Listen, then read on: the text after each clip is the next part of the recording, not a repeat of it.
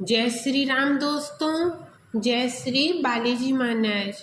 आज की वीडियो में मैं आपको बताऊंगा कि लौंग कपूर विधि कैसे करें और लौंग कपूर विधि के क्या क्या फ़ायदे हैं। सबसे पहले मैं आपको बता दूं कि लौंग कपूर विधि हमें कब करना चाहिए। लौंग कपूर विधि को हमें तब करना चाहिए जब हमारे शरीर में मलिनता हो। अब मलिनता क्या होती है? मलिनता होती है, मैं आपको एक छोटा सा एग्जाम्पल देता हूँ जिससे आप अच्छे से समझ सकते हैं। एक पाइप होता है जिसमें से पानी फ्लो करता है।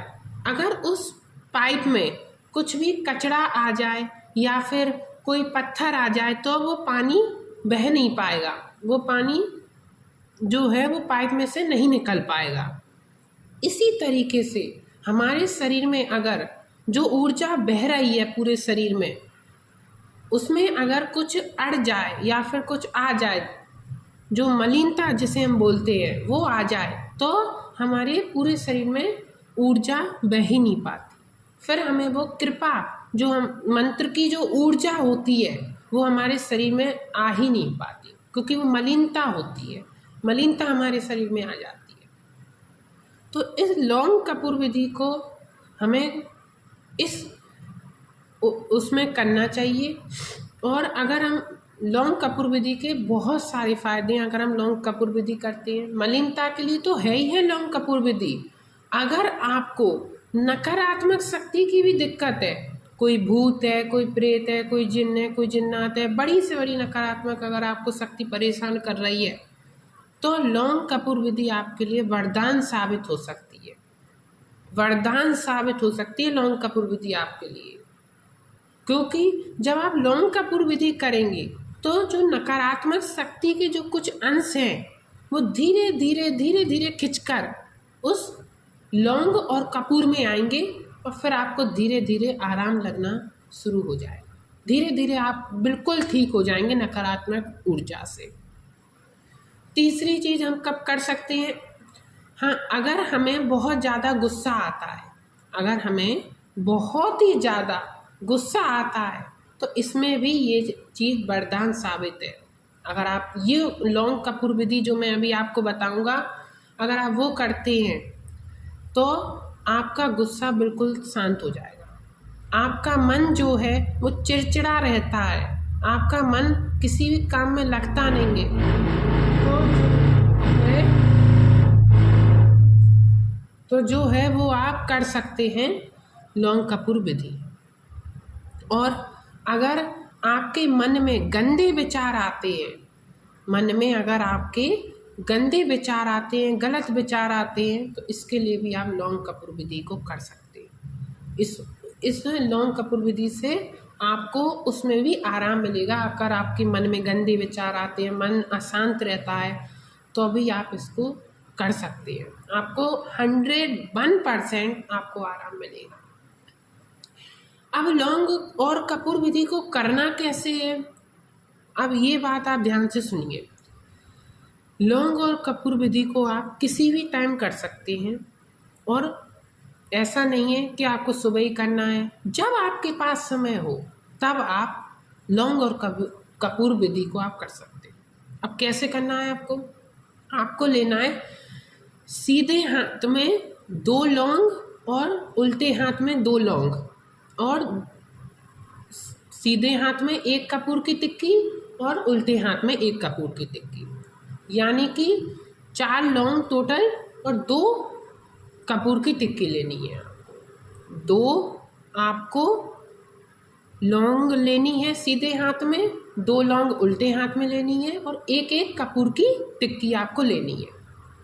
फिर आपको क्या करना है, जो मुट्ठी है, मुट्ठी आपको टाइट बंद कर देनी है, बहुत टाइट, जितनी टाइट आप कर सको वो, तो आप उतना टाइट आपको मुट्ठी बंद करनी है, टाइट कर लेनी है। फिर आपको क्या करना है, आपने जो अपने इष्ट देव का या फिर जो भी आपने मंत्र जाप किया हो, ज़्यादा मंत्र जाप किया हो लंबे समय तक, वो आपको करना है। जो आपने काफ़ी साल आपको हो गए मंत्र जाप किए हुए, उस मंत्र को आपको पढ़ना है कम से कम 20 मिनट तक।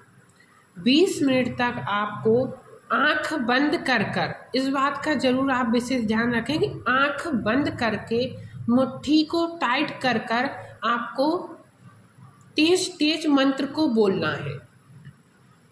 जो आपने मंत्र जाप किया हो तेज तेज आपको बोलना है।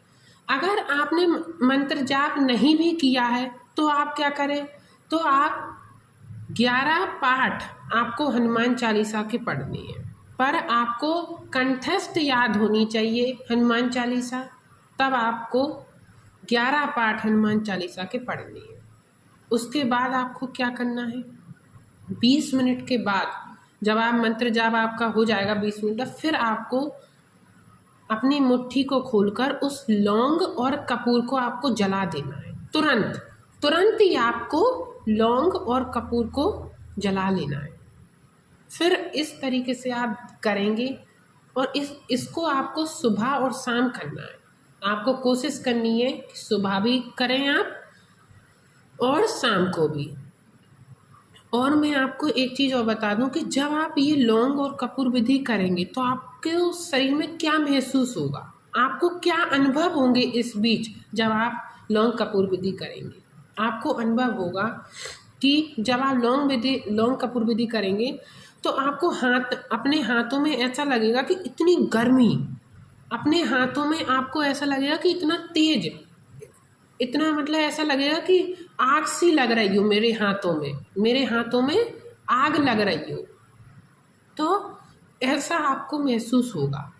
दूसरी चीज़ आपको क्या महसूस होगी, दूसरी चीज़ आपको महसूस होगी कि कोई भी चीज़ खिंचकर मेरे हाथों में आ रही है। कुछ भी हो सकता है, वो अंदर से आपको ऐसा महसूस होगा कि कुछ भी आपके खिंचकर हाथों में आ रहा है। क्योंकि जो ब्लॉकेज होता है, मैंने अभी आपको बताया था ब्लॉकेज होता है, तो वो मलिनता जो मैंने आपको बताई थी मलिनता होती है, तो वो धीरे धीरे हट रही होती है जब हम लौंग कपूर विधि करते हैं। जैसे छाती में मलिनता हो जाती है या फिर हाँ कंधों पर मलिनता हो जाती है, सिर में मलिनता हो जाती है, तो इधर हमें इन जगहों पर हमें पैरों में झुनझुनी होना, पैरों में हमारे जलन सी भी हो सकती है। तो ये सब आपको संकेत, क्योंकि वो मलिनता जो है वो खिंचकर आपके लौंग और कपूर में आ जाती है, फिर जो है आपको देवता की कृपा, देवता की ऊर्जा आपको प्राप्त होना शुरू हो जाती है। ये थी लौंग और कपूर विधि। आपको ये कब तक करना है लौंग और कपूर विधि, आपको करना है 11 दिन, 21 दिन या फिर 1.25 महीने तक आपको करना है। आप इसको लगातार करते रहिए, आपको धीरे धीरे आराम मिल जाएगा। आप एक दिन ही इसको करेंगे सुबह और शाम, आपको 100% रिजल्ट मिलेगा इस लौंग और कपूर विधि का। मुझे आशा है आपको मेरी ये वीडियो अच्छी लगी होगी। अगर वीडियो अच्छी लगी हो तो प्लीज़ लाइक और सब्सक्राइब कर दें। जो भी चैनल पे नए हैं वो प्लीज़ लाइक और सब्सक्राइब ज़रूर कर दें और ज़्यादा से ज़्यादा वीडियो को शेयर ज़रूर किया करें लोगों तक, कि और लोगों को भी जानकारी पहुँचे और वो इस विधि को करें और उन्हें आराम मिल सके। जय श्री राम, जय बालाजी महाराज।